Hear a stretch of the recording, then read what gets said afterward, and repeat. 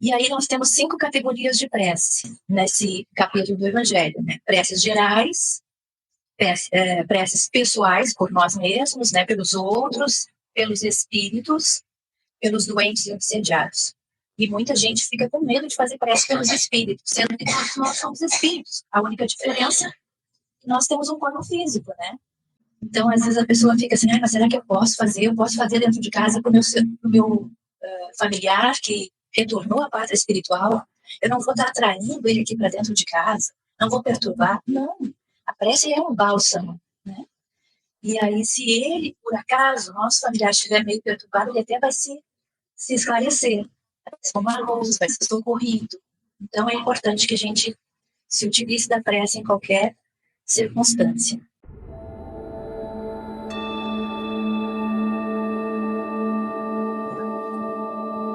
Boa tarde a todos os irmãos. Então, meus irmãos, hoje o tema será o capítulo 28 do Evangelho segundo o Espiritismo, coletânea de preces espíritas. E quem irá nos falar é a nossa irmã Lúcia, aqui do JAC, que todos já conhecem. Uma boa palestra a todos. Queridos irmãos, boa noite. É com muita alegria que eu venho fazer esse capítulo, coletânea de preces espíritas. Então, esse capítulo é o último do nosso Evangelho, do Evangelho segundo o Espiritismo, e eu achei bom, assim, a gente ir mostrando, né, nas lâminas, porque daí a gente fica atento, fica presente mesmo. Eu falo isso por mim, que às vezes estou sentada, na maioria das vezes sentada aqui também, e é difícil da gente se manter ligado, né, concentrado no que está sendo dito. E para mim facilita muito quando o expositor coloca alguma imagem, alguma coisa, aí eu consigo me focar. Isso porque de déficit de atenção, sabe quando a gente tem déficit de atenção, a gente se dispersa um pouco, né? E é importante a gente estar reunido aqui em nome de Jesus, focado nos seus ensinamentos. Aí a gente está se ajudando uns aos outros com as vibrações dos nossos pensamentos voltados para essas lições, né? Então, fala da oração dominical. Dominical vem de domingo. Domingo é o dia do Senhor. Mas a gente conhece essa oração como Pai Nosso, né? Porque Jesus inicia dizendo Pai Nosso. Depois a gente vai se deter um pouquinho nela, mas para o final. Então, nós temos aqui as máximas do Cristo, que seriam com relação à oração dominical. Depois vem um preâmbulo, que é comentários de Kardec, isso tudo lá dentro do nosso Evangelho. E também vem as instruções dos Espíritos. Então, aqui está falando nessa lâmina sobre as fórmulas. Existem muitas fórmulas, né? E a forma, não é as fórmulas. A forma não é nada. A forma como a gente faz a oração, como a gente se dirige a Deus, a Jesus, né? O pensamento é tudo. Então, só no pensar em Jesus é tudo. Né? Porque às vezes a gente está tão angustiado e a gente não consegue fazer uma oração. Estou falando por mim, que teve vezes que estava tão angustiado, daí eu abri o Evangelho lá no capítulo 28 e ia procurar uma prece de acordo com o que eu estava sentindo no momento, né? De acordo com o que eu estava passando. Então, utilidade das fórmulas, então, elas são para nos orientar, né, nas nossas ideias, porque a gente está tão desnorteado, então é importante, né, que elas nos orientam ali nas ideias e chamar a atenção também sobre certos princípios, ajudar os que sentem dificuldade em exprimir suas ideias. Tem pessoas, quando a gente pede para fazer uma prece, treme, né, sua frio. A gente está em grupo estudando aqui no DIAC. Comigo acontecia muito assim, ficava pensando assim, eu já ficava em prece. Achava que não sabia fazer prece, mas já estava em prece, pediu assim, não me chama, não me diz para eu fazer a prece. Né? E aí a pessoa disse, tu pode fazer a prece? E a prece é isso, é o pensamento. Então, só agradecer por estarmos reunidos em nome de Jesus, isso já é uma prece, né? Então, um bom pensamento vale mais que numerosas palavras que não tocam o coração. Porque às vezes a pessoa fala, mas não toca o coração. Então, um bom pensamento vale mais que numerosas palavras. E a finalidade da prece é elevar a nossa alma a Deus. É essa a finalidade. Né? Daí a gente se eleva. E esta coletânea foi ditada pelos Espíritos. Essa coletânea que está lá no capítulo 28, bem no finalzinho do Evangelho, elas foram ditadas pelos Espíritos em várias ocasiões para Allan Kardec, tá? E podem ter ditado outras, eles podem, então ele pegou e selecionou algumas. Eles podem ter ditado outros, mas a forma pouco importa se o pensamento fundamental é o mesmo. E preces de outros cultos. E às vezes a gente é convidado, né, para ir num outro local de reunião, né? E o Espiritismo, ele reconhece como boas. Então, quando a gente vai, por exemplo, numa igreja católica ou numa igreja evangélica, quando eles fazem a sua prece, nós também entramos em comunhão, tá? Porque o Espiritismo reconhece como boas as preces de todos os cultos. Então, a gente não tem preconceito com relação à prece. E é interessante que o Pai Nosso, para mim, é universal. Então, a gente vai na igreja católica, eles fazem a oração do Pai Nosso. A gente vai numa igreja evangélica, eles fazem a oração do Pai Nosso. Então, desde que ditas com o coração, e não apenas com os lábios, Deus não se apega a determinada fórmula. Então, importa o nosso sentimento, né? E quem quer que condene as preces que não constem do seu formulário, demonstra desconhecer a grandeza de Deus. Então, a gente não pode desfazer na prece dos outros, né? E a principal qualidade da prece é a clareza. A gente tem que ser claro, tem que ser objetivo, né? Porque cada palavra, ela deve ter o seu valor, né? Exprimir uma ideia, tocar uma fibra da alma, levar à reflexão. De outro modo, não passa de palavrão. Se não expressa a ideia, se não toca a fibra do coração, se não faz a gente refletir, é só palavrão, né? Então, a prece deve ser simples, concisa, não precisa ser longa, não precisa se estender, né? Sem fraseologia inútil ou excesso de adjetivação, que não passam de meros europeus, de coisas que brilham, que fica só assim, ah, que lindo, que bonito, mas e aí? Não tocou, né, no nosso sentimento. E aí nós temos 5 categorias de prece nesse capítulo do Evangelho, né? Preces gerais, preces pessoais por nós mesmos, né, pelos outros, pelos espíritos, pelos doentes e obsediados. E muita gente fica com medo de fazer prece pelos espíritos, sendo que todos nós somos espíritos. A única diferença, nós temos um corpo físico, né? E então, às vezes a pessoa fica assim, mas será que eu posso fazer? Eu posso fazer dentro de casa para o meu familiar que retornou à pátria espiritual? Eu não vou estar atraindo ele aqui para dentro de casa? Não vou perturbar? Não. A prece é um bálsamo, né?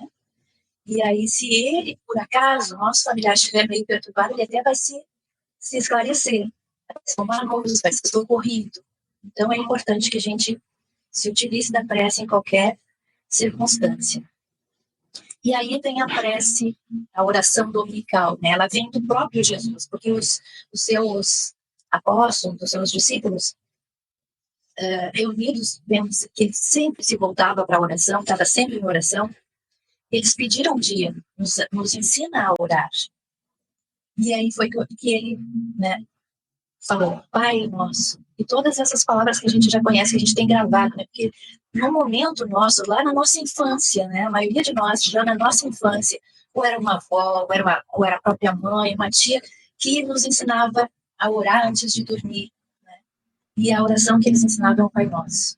Então, ela é uma obra-prima de sublimidade na sua simplicidade, ela é simples, é concisa, é bem curtinha, né? Ela é uma obra-prima de simplicidade, de sublimidade na sua simplicidade. Ela resume todos os deveres do homem, se a gente parar para pensar. Então, a partir de hoje, refletindo sobre isso, nós vamos fazer já de forma diferente. Nós já vamos sentir mais, a gente não vai fazer correndo, né? Vai sentir cada palavra, porque resume todos os nossos deveres, pedido das coisas necessárias à vida terrena, é considerada pelos espíritos em primeiro lugar, olha só, é considerada pelos espíritos em primeiro lugar. Então, aquele que ainda fica inseguro dizendo eu não sei orar, eu não sei fazer a prece, faz o Pai Nosso, né? Mas faz com sentimento, diz devagar, discorrendo a cada palavra. Pode substituir todas as outras, a oração do Pai Nosso. É o mais perfeito modelo de concisão e encerra uma profissão de fé.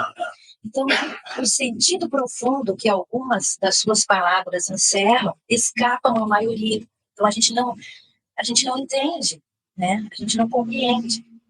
E juntamos a cada uma das suas proposições um comentário que lhes esclarece o sentido e as aplicações. Então, no Evangelho, para cada partezinha da oração, vem todo um comentário, tem todas proposições ali, comentários para esclarecer o sentido. Por que eu estou dizendo isso? O que significa dizer isso? E eu anotei no meu evangelho aqui, tem vários evangelhos, né? Que diz assim, ó, a grandeza da prece dominical nunca será devidamente compreendida. Já pensou a grandeza? Isso está no livro Fonte Viva, tá? A grandeza da prece dominical nunca será devidamente compreendida. Porque agora, hoje, a gente entende de uma forma. Passa mais um tempo, a gente estuda um pouquinho mais e a gente já entende de outra forma, né? Cada palavra dentro dela tem a fulguração de sublime luz. Olha só que lindo isso. Cada palavra da oração do Pai Nosso tem a fulguração de sublime luz. Quando a gente faz o nosso evangelho no lar, também, né, o nosso lar fica iluminado, a rua toda, a quadra toda fica iluminada, né, porque estamos fazendo o evangelho. E com a oração também, cada palavra dela tem a fulguração de sublime luz. E aí, essa oração dominical, a gente vai ter um compromisso muito grande agora em fazer a oração. A gente vai fazer de forma diferente, de hoje em diante. Porque quando a gente deseja o amparo, né, a gente vai fazer porque a gente deseja o amparo. Nós estamos nos comprometendo.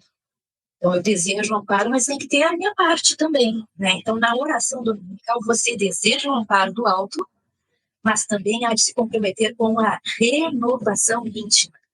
Eu vou fazer a oração, mas eu vou me comprometer na minha transformação moral, na renovação íntima. Então, quando a gente diz, aí eu peguei este outro livro, este outro evangelho, por André Luiz, quando diz assim, ó, Pai nosso que estás no céu. O que a gente está fazendo? A gente está invocando o Criador como Pai. Pai de todos, quando a gente diz Pai Nosso. Então, a gente está invocando Ele como Pai. Se eu estou invocando Ele como Pai, eu tenho que ser filho fiel. Fiel às suas leis. Então, olha o compromisso. Se eu chamei Ele de Pai, agora eu tenho que ser, eu sou, então, filho. E tenho que ser filho fiel. Quando a gente diz santificado seja o teu nome, significa o nome do Senhor, né?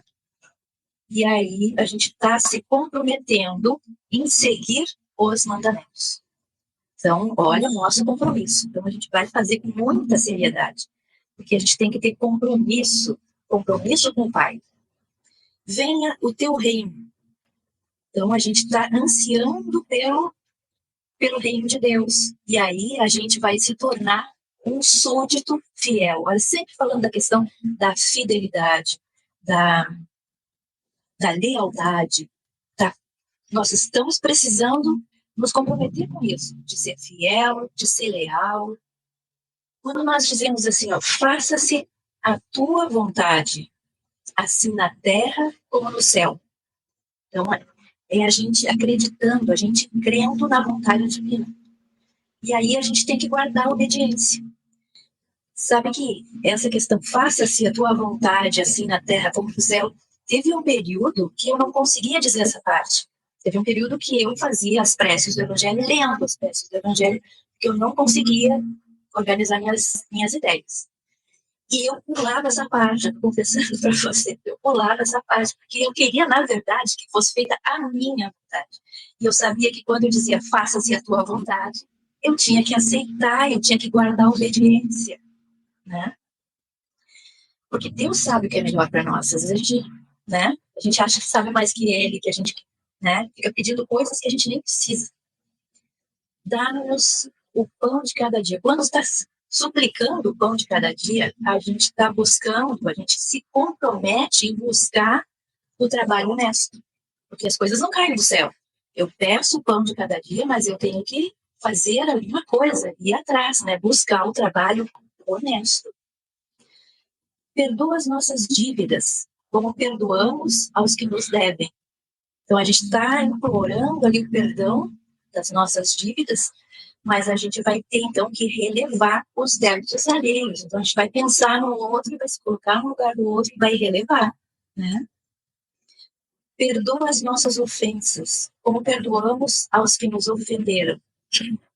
Então, a gente está aspirando à absolvação das ofensas, e aí o nosso compromisso é de ter misericórdia do próximo.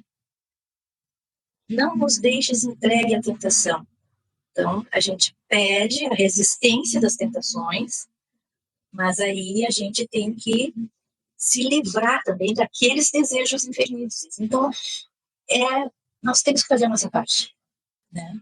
Está mostrando que tem que fazer, tem que ter compromisso. Então, a gente tem que se livrar dos desejos infelizes para poder resistir.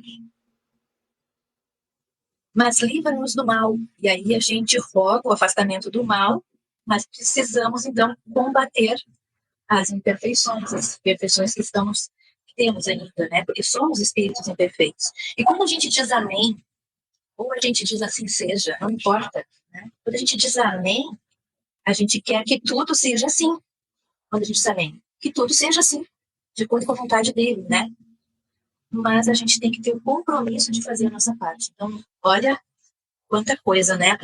Para pensar, eu tenho um compromisso fazendo essa oração, que eu já decorei desde a infância, eu tenho que ter compromisso. Não pode ser uma coisa só da boca para fora. Então, orar com Jesus, a prece dominical, não é simples repetição de palavras.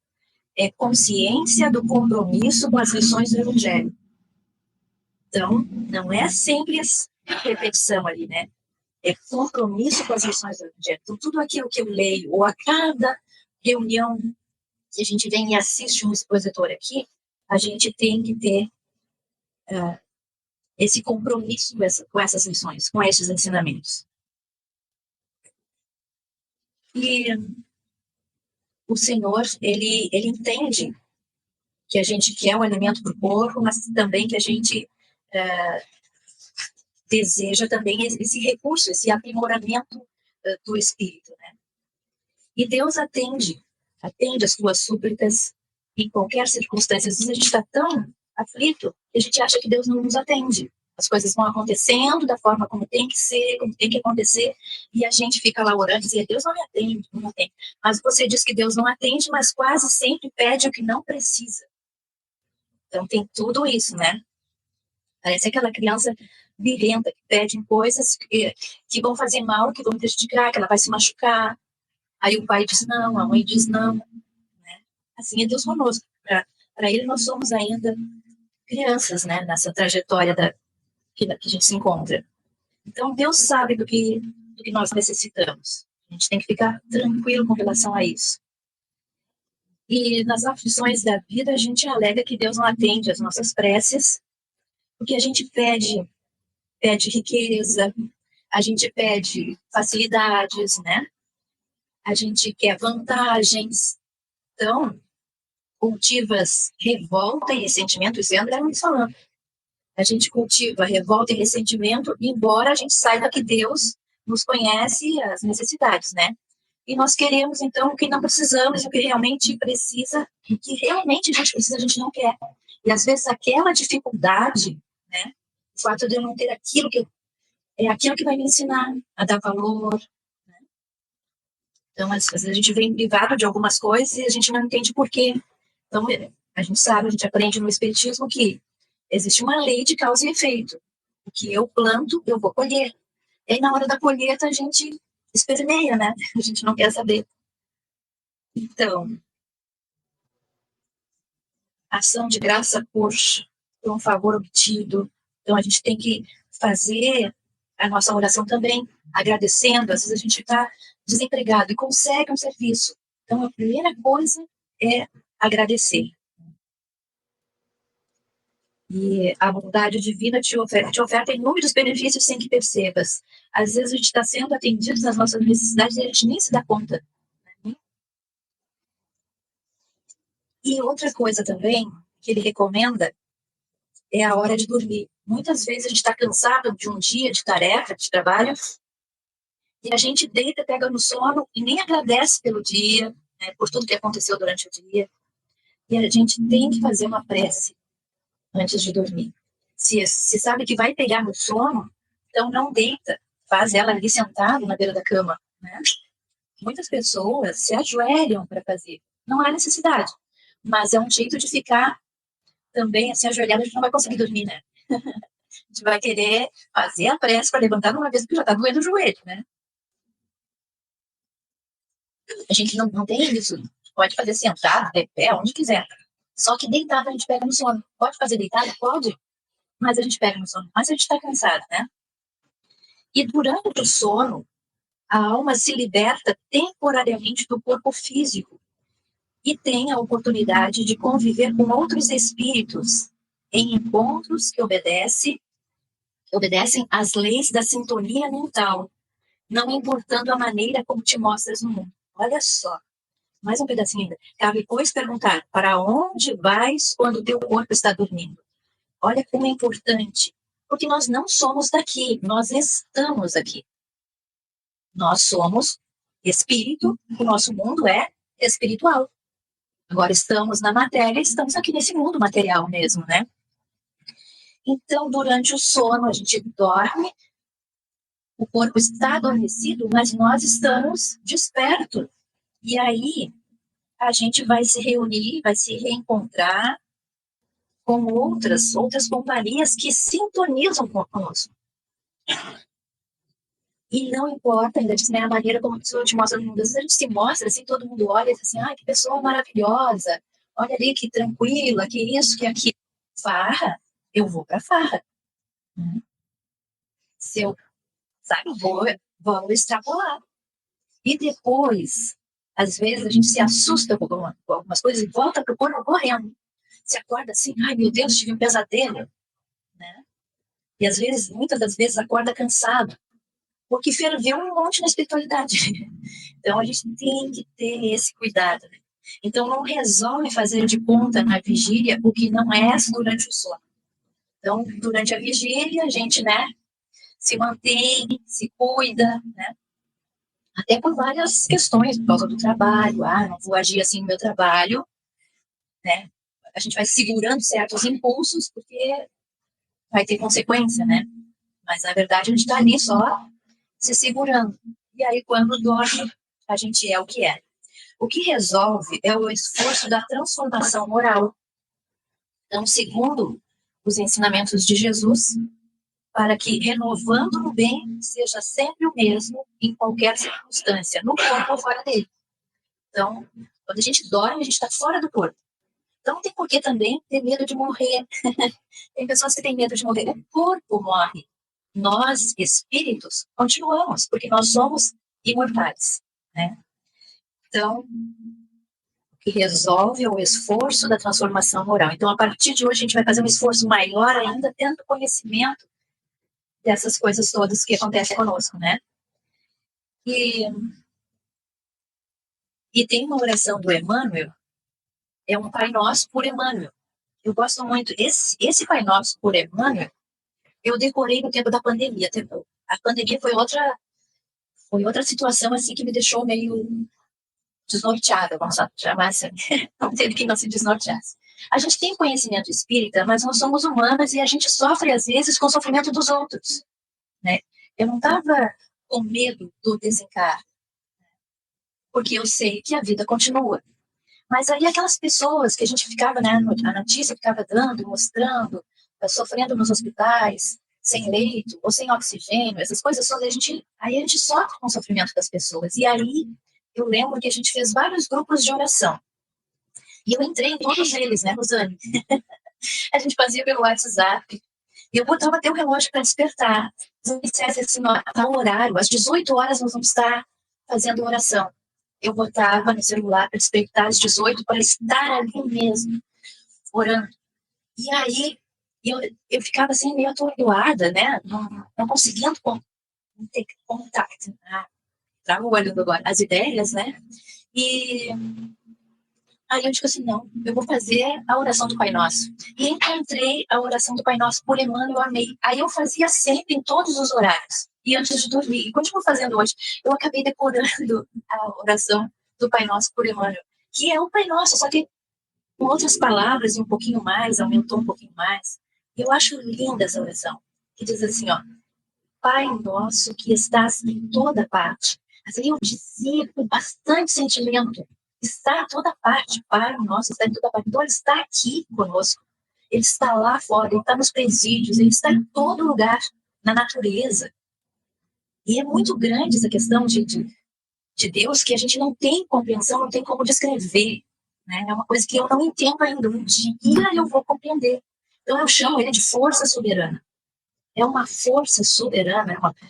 Então, Pai Nosso que estás em toda parte, santificado seja o teu nome no louvor de todas as criaturas. Aí eu ficava imaginando as pessoas reunidas em oração, mesmo as que a gente não conhecia, mesmo as que não eram espíritos, a gente sabia que naquele momento de dor todos estavam orando do seu jeito, da sua maneira, né? Então, que seja santificado o nome dele no louvor de todas as criaturas. Agora nós estamos reunidos aqui, em outros lugares, em outras doutrinas, também estão reunidos, estão conversando sobre as lições, e a gente está envolvido nessa energia toda, né? Venha a nós o teu reino, venha a nós o teu reino de amor e sabedoria. É isso que a gente precisa de amor e precisa de sabedoria. Seja feita a tua vontade acima dos nossos desejos, tanto na terra quanto nos círculos espirituais. Aí, nesse momento, eu conseguiria dizer, seja feita a tua vontade acima do meu desejo, do que eu quero, do que eu busco. Porque eu sei que ele é sabedoria infinita, ele sabe o melhor para mim, eu não sei o que é melhor para mim. E aí se pede, tanto aqui na terra, quanto nos círculos espirituais. O pão nosso, do corpo e da mente, dá-nos hoje. Então, olha só, pedindo o sustento do corpo físico, mas também para nossa mente. Perdoa as nossas dívidas, ensinando-nos a perdoar nossos devedores com esquecimento de todo mal. Então, pedimos o perdão para nós, mas também para aqueles que nos devem. Com esquecimento, da gente esquecer a questão do mal que ele nos faz, né? E porque nada é de graça. Se alguém vem e me prejudica alguma coisa eu fiz, o que será que eu fiz para agora estar colhendo dessa forma? É uma colheita, né? Não permitas que venhamos a cair sob os golpes da tentação de nossa própria inferioridade. Aí se reconhecendo, eu sou ainda imperfeito, então pedindo para que ele não me permita cair, né? Sobre eu mesma, né, sendo tentada ali pela minha inferioridade mesmo. Livra-nos do mal que ainda reside em nós mesmos, porque só em ti brilha a luz eterna do reino, do poder, da glória e da paz, da justiça e do amor para sempre. Assim seja. Então, esse período que a gente passou aí de pandemia, depois da pandemia veio a enchente, que agora está fazendo um ano já, né? Chegou para nós, vai fazer um ano em maio. Foi dia 3 de maio. Eu não me esqueço dessa data, porque eu fui para Porto Alegre, tinha exames para fazer na Santa Casa. E peguei a freeway. E achei estranho quando chega ali, se a gente sai aqui de Alvorada, tem uma parte que vai para Cachoeirinha, né? E depois a gente pega para ir para Porto Alegre. Ali já tinha gente bloqueando a estrada, mas deixando ir para Porto Alegre, para Cachoeirinha não dava mais. Eu estranhei. Eu sabia da enchente, nas outras cidades nunca imaginei que a água ia chegar onde chegou aqui, né? Então, eu estranhei muito. Então, não esqueço dessa data por causa disso. Estranhei muito todo o trajeto, eu estranhei. Estava uma movimentação diferente. E quando eu saí da Santa Casa, já não deu para voltar por ali, pela freeway.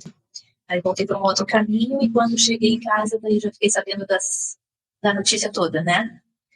E já na própria Santa Casa já tinha um desfalque de funcionários. Estava bem reduzido. Né? Mas só para contar que esses dois episódios, esses dois últimos episódios para nós, que foi a pandemia E a enchente mexeu muito conosco. E aí a gente teve muito união de pensamento, né?